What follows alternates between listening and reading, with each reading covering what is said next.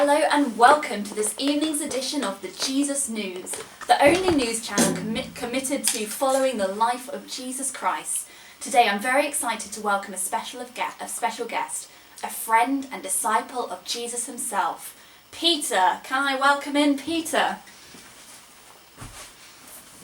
Hi Peter, it's great to have you on the show. Welcome. Thank you. Great to be here. Now Peter, I'm a little bit confused because when I first booked you for this interview, I thought your name was Simon. Well, it's funny you should ask me that. My name used to be Simon, but that changed when I met Jesus. Now he calls me Peter. I see, but why would he do that? Why would he change your name? Well, it's one of those things. When you start following Jesus, everything about you changes. You see, it completely changes who you are. And to show that, he changed my name. To Peter, and what does that mean? It means rock. Oh, why would he call you Rock? Well, I don't know, maybe he wants to build something on me, like a church. Well, I suppose time will tell. So tell me, Peter, I see you've bought today a fishing rod. Is that because you're a fisherman? Well, again, that's one of those things.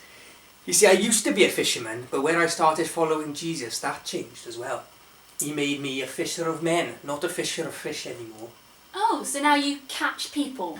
Well, yes, it's a bit like that. Jesus called me to talk to people about him and tell them the truth that he is the Son of God. I see. That sounds quite difficult. It is, but you know, Jesus is there with me whenever I'm doing it, and it gives me strength and the help that I need to do it. Oh, Jesus sounds like a wonderful friend to have. He is.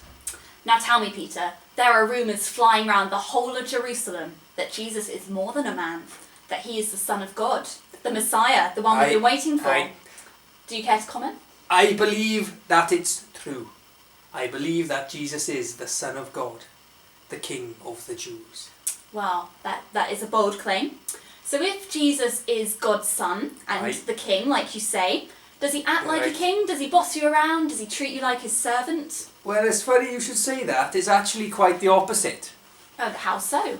Well, I'll give you an example. Last night, right, we were having a meal and then we were celebrating the Passover like we normally do. And myself, Jesus and the other disciples, that is. And the most baffling thing happened. Jesus began to wash our feet. Sorry, he did what now? He began to wash our feet. He bent down, he took off our sandals, and then he started washing them. What a kind thing to him to do. But hang on a minute, if Jesus is the king, like you say he is, shouldn't you have been washing his feet? Well, that's what I thought as well. It was really strange and I got really confused and embarrassed about it. I said as much. I tried to stop him. I tried to wash his feet instead. I am usually the one who speaks up in the crowd. They call me the gobby one, the disciples do. But he wouldn't let me do it. He wouldn't. He acted like a servant, though he is a king. How strange. So he's a king, but he acts like a servant. Exactly. It's like a servant king. Wow. Even though he is the Son of God, he serves others and is humble. He then said the most amazing thing. Oh, what did he say? He said that we should copy him. We should wash each other's feet. We should be humble and serving, just like he is. Wow, he sounds remarkable, this Jesus. He is. My friend Mark is writing a book about him, due to be a bestseller out soon. You should get it. Oh, what's it called? Mark. Wow, that is an original title, but I will read it. It sounds really great. I'd love to learn more about Jesus.